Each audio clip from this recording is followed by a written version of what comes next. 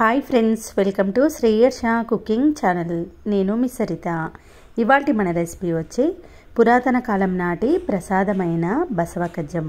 శ్రావణ మాసంలో అమ్మవారికి ఎంతో ప్రీతికరమైన ప్రసాదం ఈ బసవకజ్జం. ఈ బసవకజ్జం చాలా కమ్మగా, చాలా సింపుల్గా చేసి పెట్టేయచ్చు. మరి ఆలస్యం చేయకుండా ఈ ప్రాసెస్ ఏంటో చూసేద్దాం పదండి. దీనికోసం ముందుగా ఒక చిన్న మిక్సింగ్ బౌల్లో 1 కప్పు వరకు పెసరపప్పును వేసుకొని ఒక 2 సార్లు నీళ్లు మార్చుకుంటూ శుభ్రంగా కడిగేసి నీళ్ళన్నీ వంపేసుకోండి. ఇప్పుడు బౌల్ నిండా వాటర్ పోసేసి ఒక అరగంట పాటు ఈ పప్పును నానబెట్టుకోవాలి. తర్వాత మరొక బౌల్లోకి అదే కప్పుతోటి 1 కప్పు గోధుమ పిండి, చిటికెడు సాల్ట్, కొన్ని వాటర్ని యాడ్ చేస్తూ పిండిని మెత్తగా అంటే చపాతీ పిండి కన్సిస్టెన్సీలో ప్రిపేర్ చేయాలి. పెసరపప్పు ఎంత తీసుకుంటామో దానికి ఈక్వల్గా గోధుమ పిండి తీసుకోవాలి. పిండిని ఇలా సాఫ్ట్గా చేసుకొని ఒక అరగంట పాటు రెస్ట్ ఇవ్వండి. అరగంట తర్వాత మూత తీసి పిండిని ఈ విధంగా ఒక్కసారి నీట్ చేసుకొని ఇదే బౌల్లో కొంచెం పొడి గోధుమ పిండిని చల్లుకొని వీడియోలో చూపిస్తున్నట్టు ఇలా చిన్న బిళ్ళల్లాగా వత్తుకోవాలి. ఇలా చేతిలో చిన్న బాల్స్లా చేసుకుంటూ అరచేతిలో వత్తుకుంటే ఇలా చిన్న బిళ్ళల్లాగా ప్రిపేర్ అవుతాయి. అయితే మనం చేసే బిళ్ళలన్నీ ఒకదానికి ఒకటి అతుక్కోకుండానే ఇలా గోధుమ పిండిలో వేస్తూ ఉండాలి. బిళ్ళలు మరీ సన్నగా అలానే మరీ లావుగా కాకుండా ఇలా చిన్నగానే ప్రిపేర్ చేసుకోండి. అప్పుడు ప్రతి ఒక్కరికి తినడానికి వీలుగా ఉంటుంది. ఈలోపు పెసరపప్పు కూడా చక్కగా నానిపోతుంది కదా. ఇప్పుడు స్టవ్ ఆన్ చేసి మందంగా ఉన్న ఒక ప్యాన్ పెట్టుకొని 4 కప్పుల నీళ్లు పోసుకోండి. మనం 1 కప్పు పెసరపప్పుకు 4 కప్పుల నీళ్లు తీసుకోవాలి.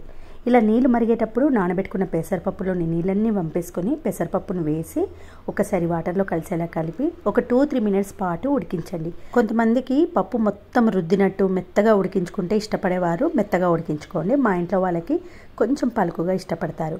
పప్పు ఉడికిన తర్వాత గోధుమ పిండి బిళ్ళలు వేసి కలిపి మూత పెట్టి ఒక 2-3 మినిట్స్ ఉడికించండి. చూడండి, 2-3 మినిట్స్లో ఇలా పప్పు కొంచెం మెత్తగా అవుతుంది, కొంచెం చిక్కగా అవుతుంది. ఇప్పుడు 1 టేబుల్ స్పూన్ వరకు నెయ్యిని వేసి కలిపేయండి. ఇప్పుడు అదే కప్పుతోటి 1 కప్పు తురిమిన బెల్లాన్ని వేసుకోండి. పెసరపప్పు 1 కప్పు, గోధుమ పిండి 1 కప్పు, బెల్లం కూడా 1 కప్పు తీసుకోవాలి. ఇప్పుడు కలపకుండా మూత పెట్టి 5 నిమిషాలు సిమ్లో ఉడికించండి. చూడండి, 5 మినిట్స్లో బెల్లం పూర్తిగా కరిగిపోయి గోధుమ పిండి బిళ్ళలు కూడా బెల్లాన్ని అబ్జర్వ్ చేసుకొని స్వీట్గా తయారవుతాయి. అంతేనండి. చివర్లో 1 అర టీ స్పూన్ యాలకుల పొడిని వేసి స్టవ్ ఆఫ్ చేయండి. స్టవ్ ఆఫ్ చేసిన తర్వాతనే కాచి చల్లార్చిన 1 కప్పు చిక్కటి పాలను వేసి కలిపేయండి. ఈ పాలు ముందుగా వేస్తే పాలు విరిగిపోతాయి కాబట్టి స్టవ్ ఆఫ్ చేసిన తర్వాతనే వేసేయాలి. పాలు వేసిన తర్వాత ఓసారి కలిపేసి మూత పెట్టి ఒక 10 నిమిషాలు రెస్ట్ ఇవ్వండి.